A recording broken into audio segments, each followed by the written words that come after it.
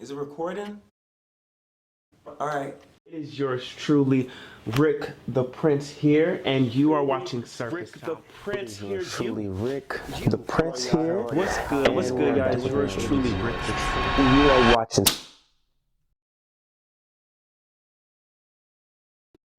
What's up, everybody? It's your girl, Andrelle. You are watching Beneath the Surface. Make sure you check me out on Surface Town. You're really going to want to hear what we got going on. A lot of great conversation. Me and Rick the Prince, we done did the thing.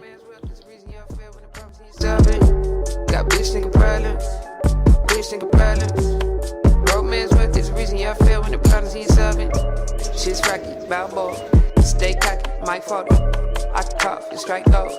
Tops off, my cash out. Bitch now, turn to asphalt. Thank God I passed go. Spin the block, I'm strapped up. Middle lights get me gassed up. Running through the ditches like a Patrick. Moving like I'm sitting never saw it. Niggas stay driving over. All right, lights, camera. Listen. All right. We back. Well, I definitely have to congratulate you on the 1 year anniversary of Thank loading. you. Thank you. Woo!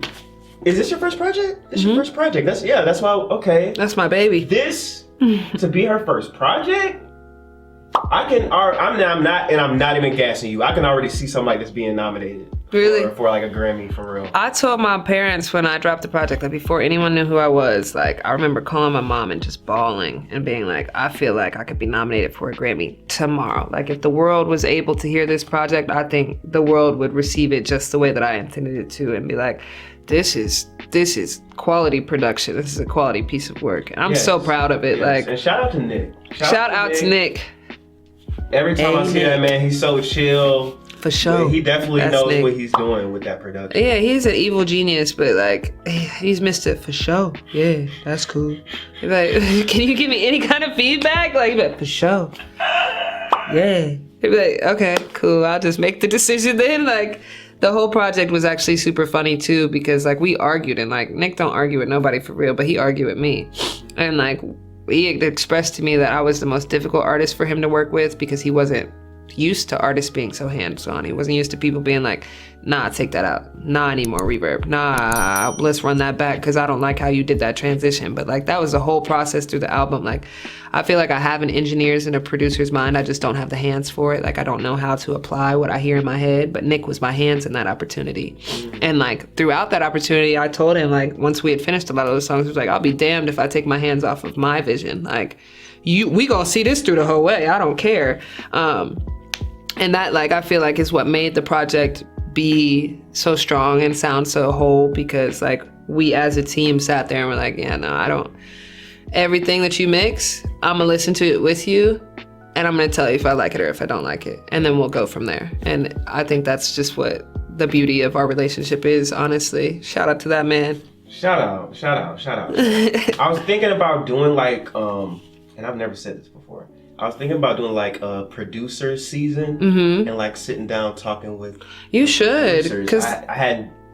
It's been an idea for like a couple years now, but it's something I think you should, because the producers of Atlanta are really the backbone. Like, I will give them their flowers on that. Like a lot of these men and women, I mean, the minds that they have and the ability of the people that they work with and the amount of detail and precision that they take in their craft is equally as strict as a regimen as the artists have, if not more strict, because some of the artists don't really care for real.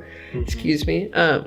But you should definitely do that. I think that's a good idea. And I'd love to hear like their side of like, how did you get to working with this person? Or, you know, did you think like originally, I'm pretty sure they had told me that they didn't want me to be a part of the group when I first got there. Because they were like, I don't know what she's got going on. It's like, my nigga, I'm hard. You better put me on this track. Oh, so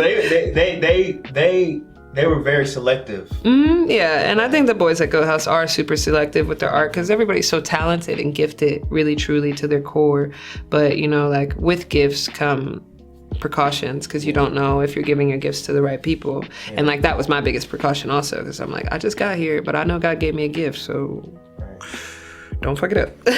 Right. Yeah. Loading has records like Next, shout out to Letter M, that verse, dumb. Yay. But Respectfully. You're right. That was bars on bars on bars. Yes. Franklin Saints, shout out to Eric Leon. Just dropped a project. It should be popping up like. Gotta go check that out. And also High No More. One of my favorites. I wrote that on Kennesaw Mountain actually. Fun fact. I was going up the mountain, flirting on the gram, and High No More I wrote on the mountain. Okay. I was with one of my friends. Shout out Yanners. But we were going up the mountain, and I was like, tell me, I would love to make a song like Moneybag Yo, you know what I'm saying? Be like, I'll be flirting on the ground, see if you gonna catch it. Be like, that should be hard, right? And then I just kept going. I was like, wait a minute, this is kind of hard. And then when we were coming down, like, well, High No More had been in my head for a year. Like, all I kept hearing was, I no more. And I'm like, So you just had that. Yeah, and I'd sing it every day driving to work. Like, what is this about? Where am I going to put this? What does this mean? And then one day, like, I came into the studio with both of those songs, and I told Nick, I was like, can you just turn on a metronome? I have some melodies and verses that I've been writing, and I just don't know what to do with them. A lot of the songs, actually, on Noting were like that. And I tend to write like that. Most producers are like, this is kind of difficult, but, like, you make it a little bit easier for me if you come with the melody and verse already, because then I'm like, we'll just work around that. But I, like, sang, I, like, clapped out the tempos for them, and then I sang the hooks in the first verse, and then like me and Nick kind of went through the sounds together of like, I think that's what I would like it to sound like. And now they're just songs that is like, we did that. Yeah. Now on that project, you touch on relationships, you touch on heartbreak, you touch on persevering. What was the process with putting this project together? I think it was like a God sent process, because I never actually thought of what I was doing while I was doing it. But like in my life at that time, I was just going through such a pivotal moment. Like I had started a new job after, like I previously said, I was working in music, and I had quit my job to make music, and I hadn't had a job, like a real corporate America job, for like almost 8 months after that. So I was dead broke, and like none of my relationships were thriving, and like I was losing, like not losing friends, because we're all still friends to this day, but like me and my friendships were like seriously in detrimental spaces. My relationship with my family was in a really bad place, and like the only outlet I had to express that was in the music. So I just kept writing, and at the time I drove a 95 Corolla stick shift. You know how to drive a stick shift? Yeah, hell you yeah. You trying to teach me how to drive a stick shift? I could drive a stick. Hard. Yeah, these new age kids, I don't know nothing about that. I took my driver's test on a stick shift. Okay. I think my mom did that too. I miss it all the time. I'm like, I love driving that little car. Better on gas. Way better on gas. You could just cruise. But like being in that space was like very pivotal in helping me like put together like what I wanted to do. And like, I knew I had the bookends with 1111 and High Point. Yeah. But everything in between I really didn't know, and I knew like the High No More and Flirting on the Gram, and it just kind of like really fell into place. Well, the beautiful thing about 1111 is that opening sample of like me kind of like the guitar playing and me, that was one of the first times me and Nick had ever met. And like Joel was there and he was playing the guitar, and like he was like, well, yeah, this is your first time meeting Joel, y'all could just work on some stuff. I know you like acoustics and whatever. And I just kept singing like 1, 2, 3, 4. And like I couldn't, like at the time I had so much anxiety in my spirit that like I couldn't say anything else but count. And then like later down the road when the beat for 1111 came around, I was like, oh, you could just count. And Nick sent it back to me. He was like, this is crazy that these two matched up perfectly, but like, what do you think about this? I was like, that's God sent. There's no way I could ever believe that that wasn't me fully being affirmed in my purpose. So yeah.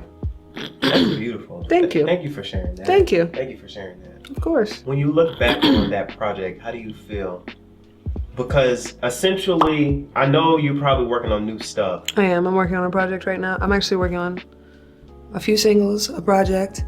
The project is going to be crazy, and like I'm really taking my time with that. I think that's like my real baby, because the first one, it was just like God was directing me to where I was supposed to go, I feel like. But this one, I feel like I'm making the choices actively in my life of like how I want to present myself and how I want to present my art. Right. I'm excited. Y'all should be excited. I'm ready for that. I'm ready for that. Now, I want to play a game with you. Okay. You like games? I love games. Okay, I'm a goofy ass bitch. bet. Okay, so I know you're part of a collective. Mm-hmm. Yes. Shout out to Go House. Now, we're about to play the Dream Team. Okay. Oh, God. Okay. All right, I'm a little bit nervous. Now, Let's do it. I'm gonna pick a group. Mm-hmm. Let's say a record with these 3 artists on it. Okay. I want you to pick 3 artists to go up against them. Okay. So we got Childish Gambino. Okay. We got Doja Cat. Okay. We got Anderson .Paak. That song sounds like it's gonna be groovy as hell. And I was thinking about that. Hot. I was like, that's a vibe. That song sounds like it would be groovy as hell. Like I could see it be like, oh no. You know, like really get in those pockets. I would love. Who you got? To go against them? Like, am I going for a groovier track or just an equally as quality? Like, wow, that was a banger. Your record got to be better than theirs. What 3 artists you putting up? Any 3 artists in the world, or 3 of my own personally known ones? Any 3 artists. My record got to be better than theirs. And we got Doja Cat, Anderson .Paak, Childish Gambino. I'm taking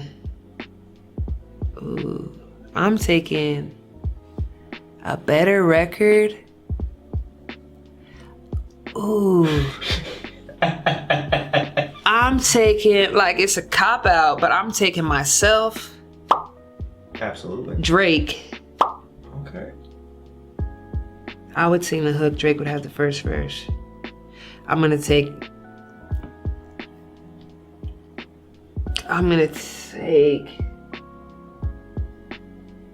Kendrick on that last slide.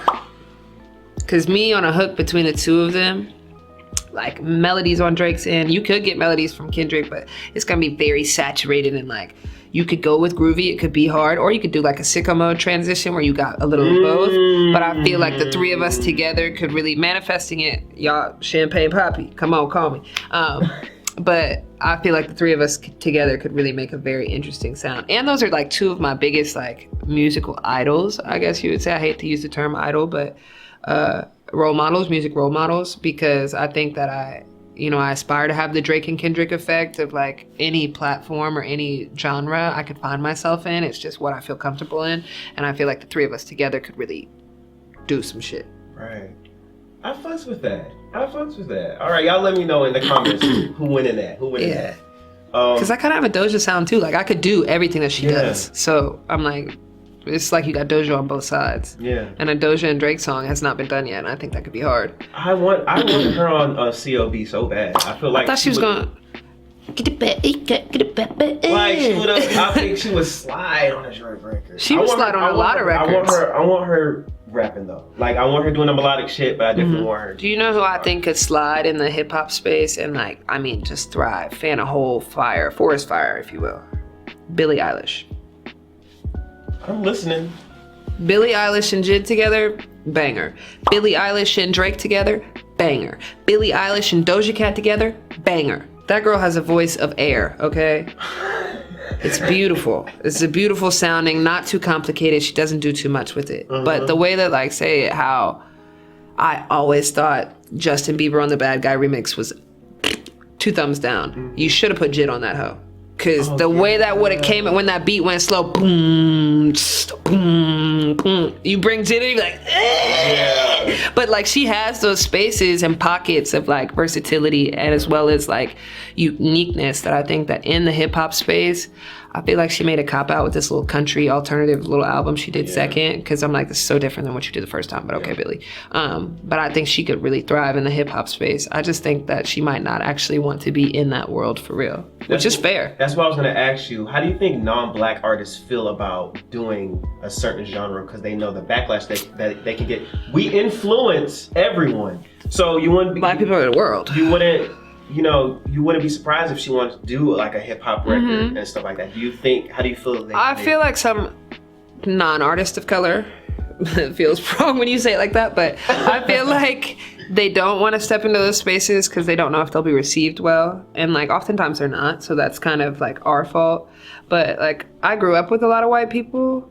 And I think the most important thing that I've learned in those spaces is that you have to be able to give them grace and the fact of like, if they are inherently in those like white spaces and racism and whatever kind of mindsets that you think they're culture vultures, yeah, that might be true, but at the same time, like, it's our job to teach them the importance of that as well as the respect for those spaces. So that way, you know, it's not like Billie Eilish is on this rap song, she's just trying to eat off the culture. It's like, okay, well, somebody sat Billie Eilish down and taught her about the culture and then said, all right, now let's see if you could do it like how we do it, or let's see, you know, like, let's see your flair up amongst this. Or like, even, you know, people say you're invited to the cookout, well, don't bring no potato salad, but come in here and try these try these foods to see if they're actually kind of good and see what you like about them. Don't bring no potatoes. I'm saying, because white people be putting like raisins and grapes and shit in it. Like, what the fuck?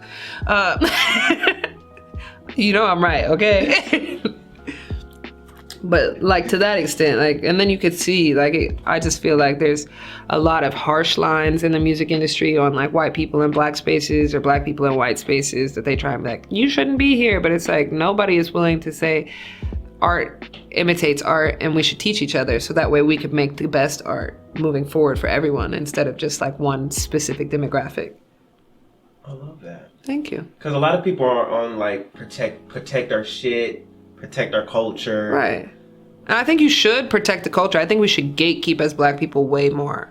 Sorry, Twitter, if you want to cancel me for that one. But we should gatekeep way more, because white people gatekeep their spaces and their, you know, the stuff that they do. And it's like, black people being kind of the water of the world, we should gatekeep those colloquialisms, and we should gatekeep those stereotypes and those mindsets and those rhetorics that we teach to each other and our children, so that way, you know, you don't lose the recipes. Like I was saying, like, you remember the importance of I'm black and I'm proud. You know, to be young, gifted, and black is a huge blessing. Shout out Nina Simone. But like, you know, if you don't gatekeep and you constantly spend that time teaching and accepting, well, it's really you spend that time accepting rather than teaching, then that's how we get into the space that we're in right now, I feel like, because none of these people who are in our cultures or stealing from our cultures or doing whatever they're doing were taught the importance of it. So now it's just like, you're stealing. Like, a lot of white girls don't know the importance of long nails. They don't know FloJo was wearing that stuff. They don't know, you know, the BAPS era and all that stuff. But who are we to be upset with you if I wasn't willing to teach? That's true. That's true. You know, like, that's just my personal opinion. Right. I know it's a hot take. A lot of people don't think like I do, but I'm like, that's naive of me. I can't be mad at you because you don't know something and then expect you to learn something without somebody who knows it. Mm-hmm. So yeah. No, I appreciate that. So how are you feeling in this space? You said you what? You said you're working on a new project. Uh-huh. How are you feeling right now? How 2022 so far? 2022. I've been pretty stagnant. I'm not gonna lie to you. Like, I've been working, but I haven't been working. But I think that like God's working on me, and that's really important to me. Also, shout out to the big man upstairs. I'm a faith-bearing woman. But I think that in this space, I've become very comfortable in understanding that time waits for no one. And that in that time, not waiting for me to get to where I want to go, that I'm supposed to be learning and developing. I call this year my Thanos year. Like, I'm gaining my Infinity Stones. I'm learning how to engineer my own stuff. I'm learning how to produce my own stuff. I'm learning really more how to develop the content in my lyrics as well as my melodies, and just being more proficient in what I want to do. That, you know, working on this project has given me an opportunity to expand and try new things.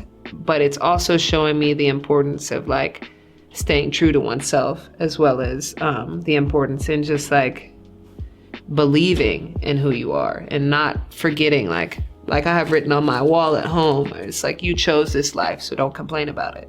And that's kind of the mindset that I've been taking through 2022. It's like, yeah, there will be pitfalls, there will be mountaintops, there will be long roads in between. But if you don't understand that all of those things are for a greater goal, like I told somebody last night that I feel like I'm in, like, when you're reading a book and you're like at the last part of the chapter and you're like, can we just get to the next part? I want to know what's going to happen. Yeah. And it's like, but you didn't know in those last 3 pages that the importance of like knowing how to make him, like, you know, the character learning how to make a certain meal with his grandma when he was young would play back in like chapter 12, where it's like, we were stranded on an island and we had the resources and I knew how to make this meal and we survived because of it. Like, you skipped over that little itty bitty piece, but that little itty bitty piece ended up being what was your saving grace. Thank you. I want to thank you for coming on here. Thank you for having me. Yes, like, we've been trying to make this happen for a while. Mm-hmm. And I believe timing is everything. It is. So I really thank you. Thank you. Thank I you so appreciate much. you for having me. That's definitely like, I love stuff like this because I always want to like express myself more. Like I'm a goofy ass bitch, but I don't ever really get to articulate myself. And like outside of the music, like people see me on social media, but I don't really get to like give myself to people in this kind of guise. So thank you for having me. I really appreciate that. Of course. If anybody wants to check out your music, follow you, where can they do that? Oh yeah, if you want to check out my music, my first project, Loading, is available on all streaming platforms. Y'all go check that out. Check that out right now. Shit. At Andrelle, Andrelle. It's not Andrelle. Please do not call me that. They be calling you that? Yeah, people call me Andrelle all the time, and I'm like, it's Andrelle. Andrelle? Yes, Andrelle. Hard. Drell. I'm like, no, please don't. But Andrelle, I'll take Andrelle, but the Driel is the important part to me. Right. You can follow me anywhere at That's Andrelle. That's Andrelle, same spelling. Yeah, and I guess check out the project. I'm working on a new project. I guess spoiler alert, this is an exclusive drop. Shit. Okay. My next project is gonna be called and I'll just tell you, if y'all steal it, no men on it, if you didn't gather that from the title. I saw something on Twitter. Is it true? What? Somebody that you might be working with? Who? I don't want to say it. The spoiler I'm working with, but I instilled in this project. I'm not finished with it because I think it deserves everything, and I want to like really fully think everything out before I drop it. But I've instilled in all of Atlanta's female elites. Every woman that I'm inspired by, that I listen if to. It's happening, I'm here for it. It's and a lot of these songs, I just feel like I personally used these women in their best lights, as well as like they brought me to my best light. Because, you know, in Loading, I had primarily features from men, and it was a very, I don't want to say it was a masculine tape, but it was very like hard, like the energy, and it was like, yeah, I'm with my niggas, this is what we doing. Yeah.